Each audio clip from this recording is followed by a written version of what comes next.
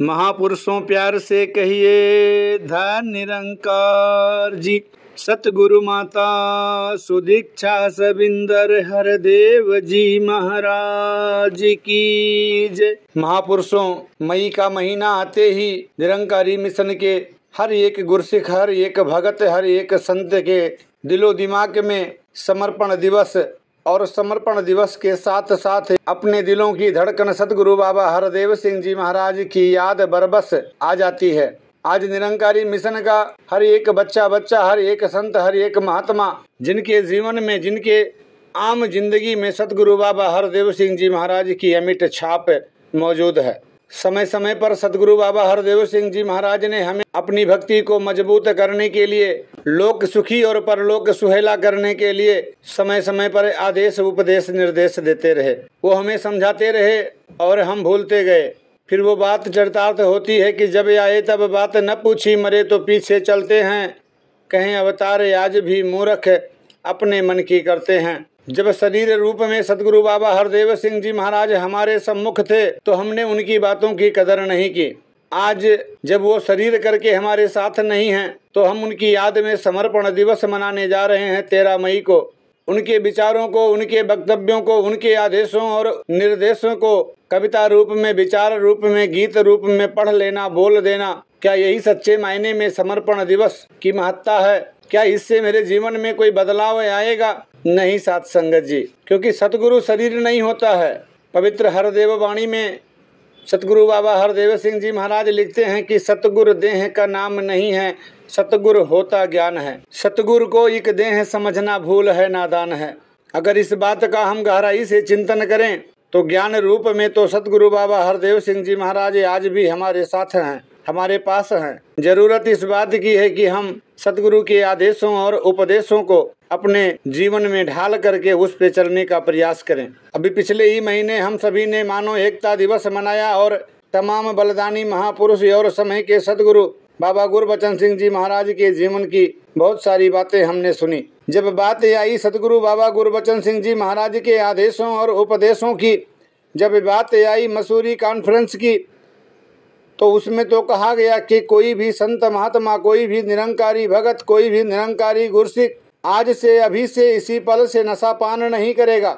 ये मसूरी कॉन्फ्रेंस 1973 में हुआ था। आज तकरीबन 51 साल हो गए इस बात को, इस आदेश और उपदेश को पारित हुए। शरीर करके तो दास का जन्म भी नहीं हुआ था 1973 में, पर आज भी कहीं ना कहीं ये देखने को मिल जाता है कि ज्ञान लेने के बाद भी बहुत सारे घरों में, बहुतों के निजी जिंदगी में ये नशे का दखलंदाजी है। बाबा गुरबचन सिंह जी महाराज ने अंतरजातीय शादी का आदेश दिया और सिर्फ ये आदेश ही नहीं दिया, उस पर अमल करके दिखाया भी। चाहे शहंशाह बाबा अवतार सिंह जी महाराज का जमाना हो, चाहे बाबा गुरबचन सिंह जी महाराज का जमाना हो, चाहे सतगुरु बाबा हरदेव सिंह जी महाराज का जमाना हो, सबने इस बात को दिखाया खुद करके। अपने बच्चे और बच्चियों की शादियों में जाति को प्राथमिकता नहीं दी। और एक सोचने वाली बात कि आज इस नियम को, इस आदेश और उपदेश को पारित हुए 51 साल हो चुके हैं। वो आदेश ज्यों के त्यों हैं और वो समस्या भी ज्यों की त्यों है। थोड़ा सा हम गंभीरता से विचार करके देखें तो पाएंगे कि समय के सदगुरु बाबा अवतार सिंह जी महाराज ने अपनी संतान की शादी कहाँ की? निरंकारी मिशन के गुरसिख के घर में। वो तो समय के सदगुरु, लेकिन शादी अपनी बच्चियों की कहाँ की? निरंकारी संत महात्मा के घरों में। बाबा गुरबचन सिंह जी महाराज ने, वो समय के सदगुरु, उन्होंने अपने बच्चियों की शादी कहाँ की? निरंकारी महापुरुषों के बच्चों के साथ। बाबा हरदेव सिंह जी महाराज ने अपने बच्चियों की शादियाँ कहाँ की?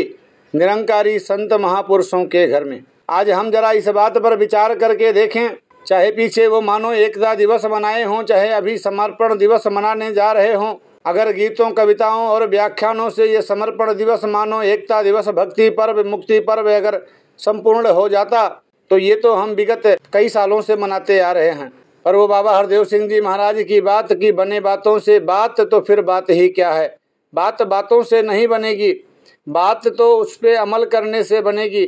बात तो अगर हम अपने आप को निरंकारी मिशन के फॉलोवर मानते हैं, हम अपने आप को निरंकारी मानते हैं, तो ये निरंकारी जिस कारण से हुए हैं, जिस पारब्रह्म परमात्मा, जिस निरंकार के ज्ञान के कारण हम अपने आप को निरंकारी मानते हैं, कहीं ना कहीं उस ज्ञान पे हमें चलना पड़ेगा। और ज्ञान का सीधा सा संबंध है कि ये आत्मा और परमात्मा का विषय है। ज्ञान का सीधा साधा संबंध है कि संसार में कोई जाति नहीं होती है, सिर्फ इंसान की जाति होती है। और ज्ञान देकर के सदगुरु ने इसी झमेलों से हमें मुक्त करने का प्रयास किया। आज तो और आड़ नाव देखा जाता है, आज तो जातियां में भी जातियां देखी जाती हैं। भले ही हमारे बच्चे और बच्चियां कुमारी बैठे रहें या बैठी रहें, लेकिन हम अपने बच्चे और बच्चियों की शादी जाति के आधार पर ही ढूंढ रहे हैं। जबकि बाबा जी ने तो आदेश दिया मसूरी कॉन्फ्रेंस में कि बच्चे और बच्चियों की शादी में कदकाठी देखी जाए, शकल सूरत देखी जाए, पढ़ाई लिखाई देखी जाए, योग्यता देखी जाए, जाति कोई मायने नहीं रखती है। दास के कहने का भाव इतना ही है कि जब तक हम सतगुरु के आदेशों और उपदेशों को अपने जीवन में ढालेंगे नहीं, खुद उस पर चलेंगे नहीं, तब तक कोई भी दिवस नाकाफी होगी। क्योंकि आज समय के सदगुरु माता सुदीक्षा सबिंदर हरदेव जी महाराज की हम जयकारा लगाएं या ना लगाएं, इससे सदगुरु को कोई फर्क नहीं पड़ता है। फर्क पड़ेगा तो मुझे फर्क पड़ेगा, काम बनेगा तो मेरा बनेगा।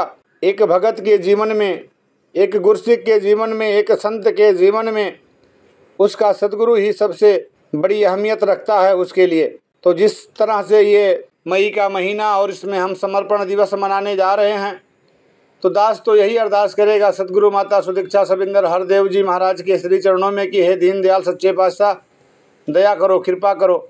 बातें तो बहुत हो गई, गीत कविता विचार तो बहुत हो गए, इन बातों को अमली जानमा आपके चरणों का आधार लेकर के आपके आदेशों और उपदेशों पर चल पाएं। दास आप सभी संत महापुरुषों के श्री चरणों में ये अरदास करता है, प्रार्थना करता है। दास कोई विद्वान नहीं है, दास कोई वक्ता नहीं है, दास कोई कवि नहीं है, कोई गीतकार नहीं है। दास तो अक्सर कहता है कि गीतकार हूँ, विचारक हूँ, कभी ना कोई खास हूँ, सतगुरु का बख्शा बच्चा हूँ और बनना चाहता दास हूँ। ये दास शब्द कहना जितना आसान है, ये दास का मतलब बहुत कठिन है। राजाओं महाराजाओं के यहाँ ये गुलाम होते थे, दास होते थे, ये खरीदे और बेचे जाते थे। इनकी मंडी लगती थी, जैसे आज सब्जी की मंडी लगती है, ऐसे उस जमाने में दासों की मंडियाँ लगती थीं। जब इनको खरीदने वाले और राजे महाराजे या और भी कोई अन्य व्यक्ति आते थे तो इनसे पूछा जाता था किसी दास से क्या खाओगे। वो दास बोलता था कि मेरी अपनी कोई इच्छा नहीं है, जो आप खिला दोगे वही खाऊंगा। क्या पहनोगे? वो दास की मेरी अपनी कोई इच्छा नहीं है, आप जो पहनाओगे वही पहनूंगा। कहाँ सोओगे? वो फिर आगे से जवाब देता कि मेरी अपनी कोई इच्छा नहीं है, जहाँ आप सुला दोगे वहीं सो जाऊंगा। खाने की इच्छा नहीं, पहनने की इच्छा नहीं और सोने की इच्छा नहीं, दास की अपनी कोई इच्छा नहीं। अब जिसकी कोई इच्छा ना हो, जिसकी कोई कामना ही ना हो, जिसकी कोई लालसा ही ना हो, वो होता है दास। अब ऐसी अवस्था के बारे में संत महात्मा कहते हैं कि चाह गई चिंता गई मनवा बेपरवाह, जिसको कुछ नहीं चाहिए वो साहों का साह। जिसकी चाह मिट गई, जिसकी लालसा मिट गई, वो तो साहों का साह हो गया। आज दास के इस पैमाने पर, आज दास के इस सूत्र पर कि खाने की अपनी कोई इच्छा नहीं, जो सामने वाले ने खिला दिया वो खाएगा। सोने की अपनी कोई इच्छा नहीं, पहनने की अपनी कोई इच्छा नहीं। अगर सच्चे मायनों में दास शब्द के ऊपर कोई खरा उतरता है तो ये मेरा सतगुरु, ये मेरा मुर्शद उतरता है। हम अक्सर समागम में देखते हैं, अक्सर सत्संग में देखते हैं, जब भी वो प्रभात फेरी की रैली निकलती है, सतगुरु बाबा हरदेव सिंह जी महाराज रहे हों, माता सबिंदर जी रही हों या आज माता सुदीक्षा सबिंदर हरदेव जी महाराज, जिस टेंट के आगे से निकला, जिसने जो कुछ भी खाने को दिया माता जी को, बाबा जी को उन्होंने प्रवान किया। जिसने जो कुछ भी वाद्य यंत्र दिया बजाने के लिए, बाबा जी ने बजाया।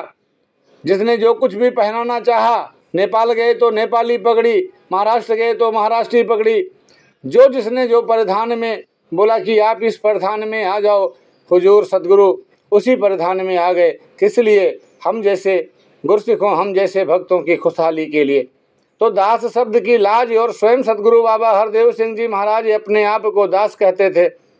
दास तो हम भी कहते हैं, हम सभी अपने आप को दास कहते हैं, लेकिन वो दास की जो परिभाषा है, जिसकी अपनी कोई इच्छा नहीं, अपनी कोई लालसा नहीं, अपनी कोई कामना नहीं, उस पे परफेक्ट, उस पे मुकम्मल, उस पे पूरा अगर कोई उतरा तो वो समय का सतगुरु चाहे वो बाबा हरदेव सिंह जी महाराज रहे हों उस शरीर रूप में, चाहे आज माता सुदीक्षा सविंदर हरदेव जी महाराज हों। शाहों के शाह, तीन लोक के मालिक अपने आप को दास बताते हैं, और सिर्फ बताते ही नहीं हैं, करके दिखाते भी हैं। हम भी अपने आप को दास कहते हैं। ज्ञान लेके मान बैठा जुड़ गया निरंकार से, सतगुरु हैं आप नारायण कह न पाया इतबार से।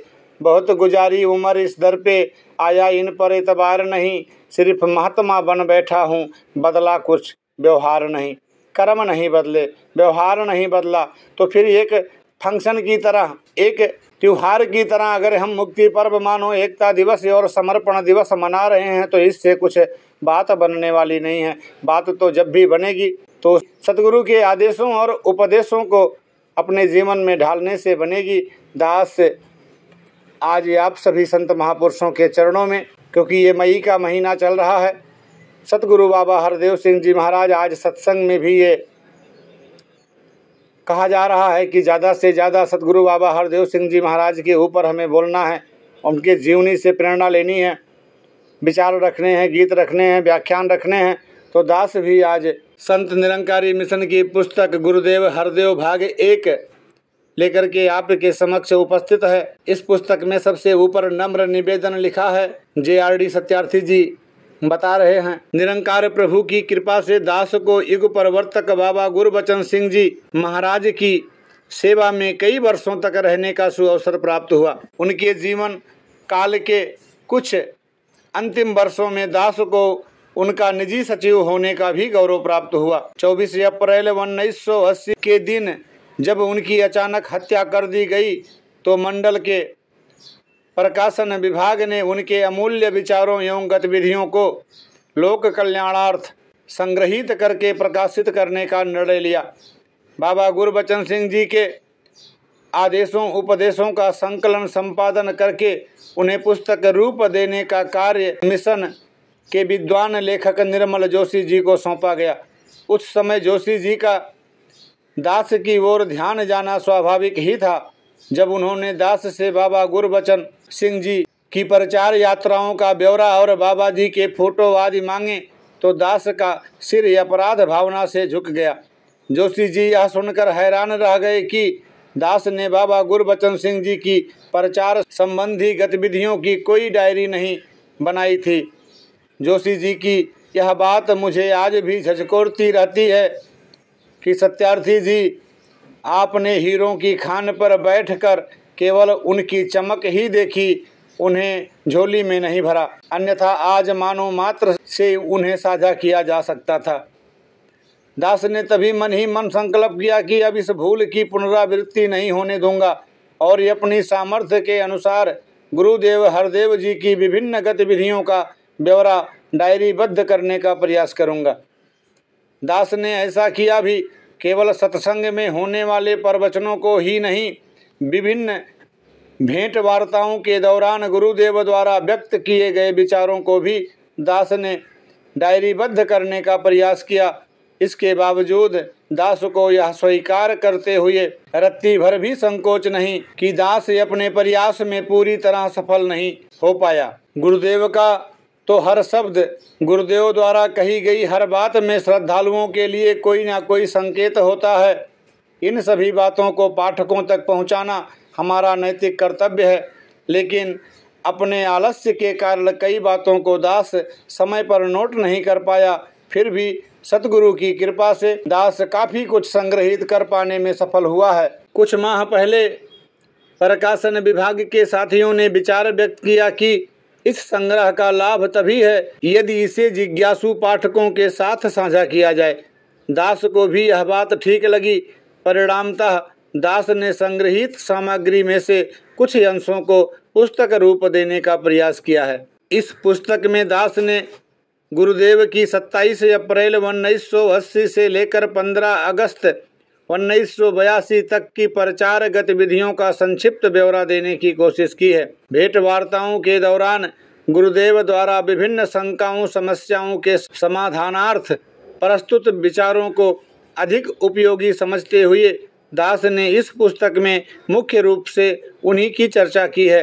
इसीलिए गुरुदेव की प्रचार यात्राओं का विस्तृत ब्यौरा नहीं दिया गया।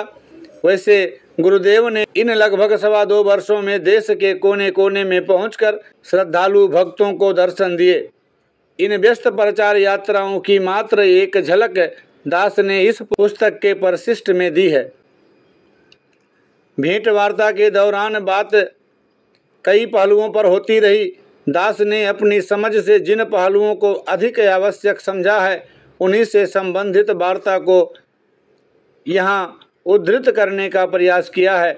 विषय पर केंद्रित करने तथा बातचीत को संक्षिप्त में प्रस्तुत करने के विचार से दास ने केवल उतने ही अंश प्रस्तुत किए हैं जितने दास ने उस विषय के लिए पर्याप्त समझे।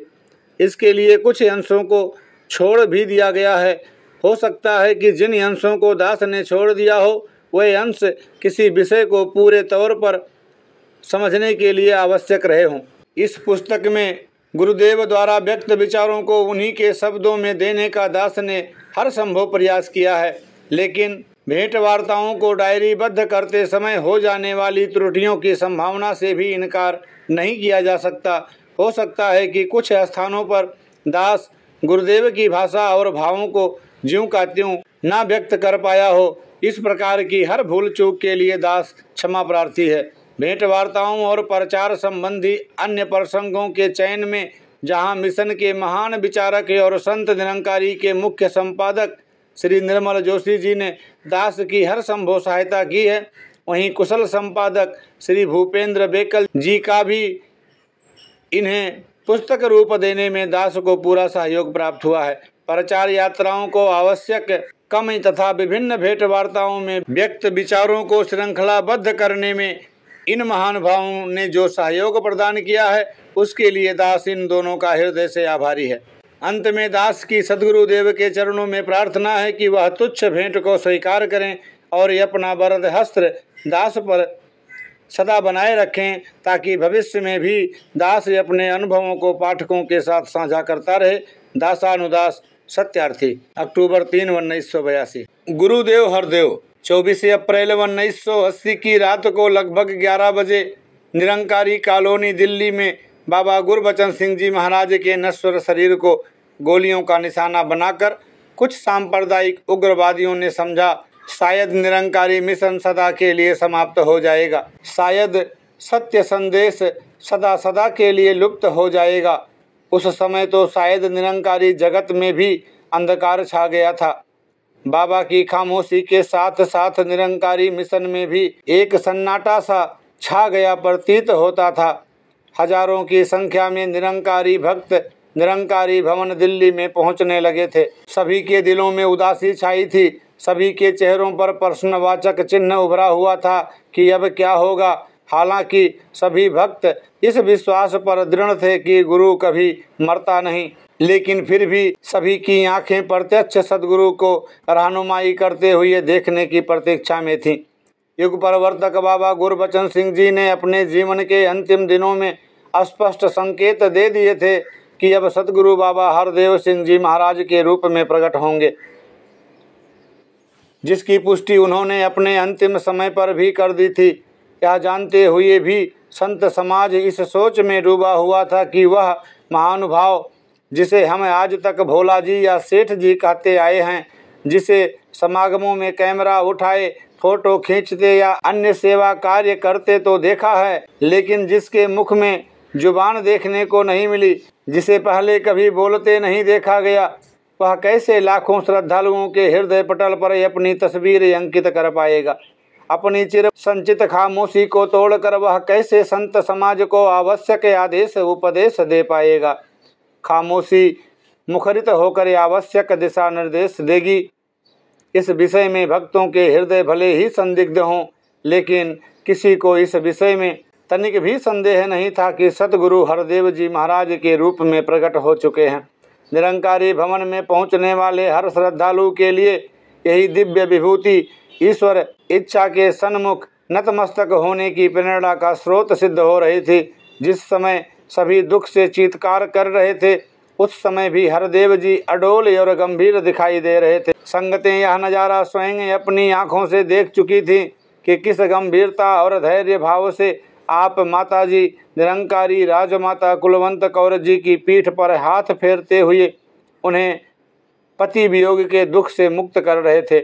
आज तक कोई बेटा अपनी माता की पीठ पर सांत्वना का वरद हस्त फेरते नहीं देखा गया। संगतें भाप गई थी कि इस महात्मा में से भोला जा चुका है और सतगुरु इस चोले में सत्य ज्ञान के संदेश वाहक के रूप में स्थान ग्रहण कर चुका है। 27 अप्रैल 1980 के दिन बाबा गुरबचन सिंह जी के पार्थिव शरीर का बिजली शमशान गृह में पूरे सम्मान के साथ अंतिम संस्कार संपन्न हुआ। इसके पश्चात हजारों निरंकारी श्रद्धालु निरंकारी कॉलोनी के विशाल अवतार पार्क में एकत्र होकर सतगुरु के नए रूप से आशीर्वाद प्राप्त करने की प्रतीक्षा करने लगे। इसी दिन सतगुरु के हरदेव जी महाराज के रूप में प्रकट होने की विधिवत घोषणा की जानी थी। सत्संग के कार्यक्रम से पहले संगतों के प्रतिनिधि, प्रमुख, प्रचारक, सेवा दल के अधिकारी एवं अन्य प्रबंधक महाजन निरंकारी भवन के ऊपरी हाल में एकत्रित हुए। पूज्य हरदेव जी महाराज बड़े सहज भाव से पूज्य राजमाता जी के पीछे पीछे कदम रखते हुए भवन के ऊपरी हाल में पूर्व निर्मित स्टेज पर आकर विराजमान हो गए। उस समय इस महात्मा के मुखमंडल से अनायास ऐसी दिव्य ज्योति बरसने लगी कि चारों ओर से धन्य निरंकार के जयकारे गूंजने लगे। बुझे हुए दिलों और मुरझाए हुए चेहरों पर सहज ही संतुष्टि की मुस्कान फैल गई। दास बाबा गुरबचन सिंह जी महाराज की सेवा में वर्षों बरस से अपना जीवन व्यतीत करता आ रहा था और कुछ समय से दास को पूज्य बाबा जी के निजी सचिव के कर्तव्य भी सौंप दिए गए थे। इसीलिए दास को निरंतर उनके समीप रहने का सौभाग्य मिला था। अंतिम समय पर भी दास घटना स्थल पर उपस्थित था। परिणामतः दास भी उनके अंतिम आदेश से अवगत था। अतः दास को ही पूज्य बाबा गुरबचन सिंह जी महाराज के आदेश की घोषणा करने के लिए कहा गया। जैसे ही दास के मुख से यह निकला कि आज से हम बाबा गुरबचन सिंह जी के आदेशानुसार स्टेज पर विराजमान पूज्य हरदेव सिंह जी को सतगुरु के रूप में अपने दिलों के सिंहासन पर विराजमान करते हैं, तो चारों ओर से बाबा हरदेव सिंह जी महाराज की जय जयकार का उद्घोष गूंजने लगा। सबके चेहरों पर रौनक दौड़ गई। संत महापुरुष गुरु को पाकर सनाथ हो गए। ऐसे वातावरण में भी यही विभूति पहले की तरह शांति और गंभीर मुद्रा दिव्य प्रकाश बिखेर रही थी। पूज्य डॉक्टर देशराज जी प्रधान संत निरंकारी मंडल ने सभी संगतों का प्रतिनिधित्व करते हुए गुरुदेव हरदेव जी महाराज को तिलक किया। पूज्य निरंकारी राजमाता कुलवंत कौर जी ने आपके मस्तक पर कलगी लगाई और फिर आपके चरणों पर नमस्कार करते हुए आपसे निवेदन किया कि आप सद्गुरु रूप में आज से हम सबका पथ प्रदर्शन करें और हमारे लिए जो आदेश हों उन्हें अपने पावन मुख से कहें। इस समय एक बार फिर सबके दिल धड़क उठे। सभी सोच रहे थे कि ना जाने यह महात्मा आज भी अपना मौन तोड़ता है या नहीं। लाउड स्पीकर गुरुदेव हरदेव जी महाराज के सामने रखा गया। बड़े ही सहज और सरल भाव से आपने कहना शुरू कर दिया, सात संगत जी, धन्य निरंकार। दास को तो आप सब संत महापुरुष जानते ही हैं कि दास के पास ऐसा कोई गुण नहीं है जिसके बलबूते पर दास इस महान जिम्मेदारी को निभाने में सफल हो सके। बाबा गुरबचन सिंह जी महाराज तो सब प्रकार के गुणों के भंडार थे। उनके पद चिन्हों पर चल सकने की शक्ति भी आप संत महापुरुषों के आशीर्वाद से ही प्राप्त होनी है। आपसे कुछ छिपा नहीं है कि दास के पास ना तो कोई सांसारिक विद्या है और ना ही दास ने धर्म ग्रंथों का कोई विशेष अध्ययन किया है। दास ने आप महापुरुषों की संगत अवश्य की है। बचपन से ही दास आपकी गोद में पला है। पूज्य माता जी ने सदा आपके चरणों की धूल बने रहने की शिक्षा दी है। दास समझता है कि निरंकार दातार ने जिस घट से जैसा काम लेना होता है उसे वैसी शक्ति भी प्रदान कर देता है। दास का विश्वास है कि आप महापुरुषों की शुभकामनाओं से, पूज्य माता जी के आशीर्वाद से और निरंकार दातार की रहमत से यह जिम्मेदारी जो दास के कंधों पर डाली गई है, जिसके काबिल दास अपने आप को बिल्कुल नहीं समझता, इसे दास निभा पाएगा। दास ने सुना है कि जब पूज्य बाबा बूटा सिंह जी महाराज, जो इस मंडल के वाणी हैं, ने पूज्य बाबा अवतार सिंह जी को इस सत्य के संदेश को घर घर पहुंचाने की जिम्मेदारी सौंपी, तो साथ ही कहा कि आज जो आपके गले में यह फूलों का हार डाला गया है, यह फूलों का हार नहीं, उस्तरों की माला है। बड़ा संभल कर चलना, जरा सी भी गर्दन इधर से उधर हुई तो गला कटने का खतरा है। साध संगत जी, बाबा अवतार सिंह जी तो बड़े महान संत थे। उन्होंने तो अच्छे ढंग से अपना समय गुजारा और उस्तरों की माला फूलों की माला में बदल गई। लेकिन दास इस पथ का अनजान पथिक है। आप रहमत करेंगे तभी दास आने वाले समय में निरंकार की इच्छा अनुसार आपकी सेवा कर पाएगा। संसार नफरत और बैर की आग में जल रहा है। दातार बख्शिश करें तभी दास सच्चाई के रास्ते पर चलते हुए और यमन एकता का प्रचार करते हुए इस भयानक आग को ठंडा करने में सफल हो सकेगा। गुरुदेव हरदेव ने चिर मौन रहने के पश्चात जिस प्रवाहमयी योंग भावमयी शैली, सरल सुबोध भाषा और नम्र भाव में अपने दिल की बात कही, उसे सुनकर सभी संत महापुरुष गदगद हो उठे और सभी को विश्वास हो गया कि निरंकार प्रभु ने इस दिव्य विभूति को आज तक जो मौन प्रदान कर रखा था, वास्तव में वह आने वाले समय की नई दिशा देने की तैयारी थी। अपने पहले ही प्रवचन में आपने अनुयायियों को उनके कर्तव्य से पूर्णतया अवगत करा दिया था। गुरुदेव ने अपरोक्ष रूप में अपने अनुयायियों से चाहा था कि जो भी जिम्मेदारी किसी को सौंपी जाए उसे ईश्वर की कृपा मानकर बड़े ही निराभिमान भाव से निभाने के लिए वे सदा तत्पर रहें। नम्रता का दामन कभी ना छोड़ें, साध संगत का सदा आशीर्वाद प्राप्त करें तथा अपने बुजुर्गों का यथा योग्य आदर सत्कार करें। इधर हाल में यह कार्यक्रम चल रहा था, उधर अवतार पार्क के विशाल मैदान में हजारों का जन समूह बड़ी आतुरता से उस घड़ी की प्रतीक्षा कर रहा था जब उन्हें गुरुदेव की मधुर वाणी सुनने को मिलेगी। ऊपरी हाल के कार्यक्रम की समाप्ति के पश्चात जैसे ही आप अवतार पार्क में पधारे तो बाबा हरदेव सिंह जी महाराज की जय के जयकारों से अवतार पार्क का पत्ता पत्ता चहक उठा। उस दिन जो प्रवचन आपने दिया वह इतिहास के पन्नों में स्वर्णिम अक्षरों में लिखा जाएगा। उपस्थित धार्मिक, राजनैतिक एवं सामाजिक नेतागण जो इस समारोह में भाग लेने के लिए आए हुए थे भी अवश्य इस नतीजे पर पहुंच गए होंगे कि जो शब्द आपके मुख से निकले निश्चित ही किसी रूहानी क्रांति का संदेश दे रहे थे। जनसमूह मंत्रमुग्ध हुआ बैठा आपका प्रवचन सुन रहा था। मौन आज मुखरित हो उठा था। गुरुदेव ने बड़े ही सहज भाव से जनसमूह को संबोधित करते हुए कहा, साध संगत, आज हम जिस अवसर पर यहाँ इकट्ठे हुए हैं उस संत महात्मा का सारा जीवन पूरी इंसानियत का भला मांगने व भला करने में लगा। आज हम कहते हैं कि उनकी हत्या कर दी गई है। यह उनकी हत्या नहीं हुई बल्कि जिन पीर पैगंबरों ने कहा कि तेरे भाणे शरबत का भला, उनके विचारों की हत्या हुई है। यह भाई कन्हैया जी की भावना की हत्या हुई है। बाबा गुरबचन सिंह जी की हत्या कोई नहीं कर सकता। साध संगत, गुरु हमेशा संसार में सत्य का उपदेश देता रहता है। जो लोग नफरत की आग में जल रहे हैं उन्हें ठंडक देता है। कई युगों से जब भी किसी महापुरुष ने सच की आवाज दी तो उस वक्त के लोगों ने जिन पर सांसारिक माया का पर्दा था, जो अपने अभिमान में परमपिता परमात्मा को भूल गए थे और भूल गए हैं, उनके साथ कुछ कम नहीं किया। आज कोई कहे कि जिन 10-15 महापुरुषों ने माइक के आगे खड़े होकर बाबा जी को श्रद्धांजलि भेंट की है, शायद उन्हीं के जीवन में बाबा जी ने कोई खास बात की है, तो यह गलत है। आज हर एक बच्चा, बुजुर्ग, भाई जो भी यहाँ बैठा है, इनके हर एक पल, हर एक श्वास पर बाबा गुरबचन सिंह जी की मोहर लगी हुई है। उन्होंने जो उपकार किए, जो हम पर रहमतें की, वे कभी भी भुलाई नहीं जा सकती। आज दास को जब इस स्टेज पर बैठाया गया तो दास ने विनती की कि दास तो इस लायक नहीं है, कोई किसी किस्म का इल्म भी नहीं है, पर जब साध संगत का सदगुरु का आदेश आ गया तो दास ने दातार के चरणों में यही अरदास की कि हे दातार, तू रहमत कर कि मानवता का जो संदेश वह हर दिल में भरते आए, चाहे उनके सामने कितने ही कष्ट आए हों। उन्होंने अपने गुरसिखों को इतना पक्का कर दिया जिसका नतीजा हम देख रहे हैं।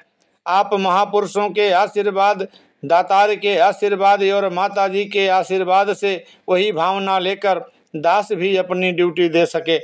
बाबा जी सांसारिक रूप में दास के पिता भी थे।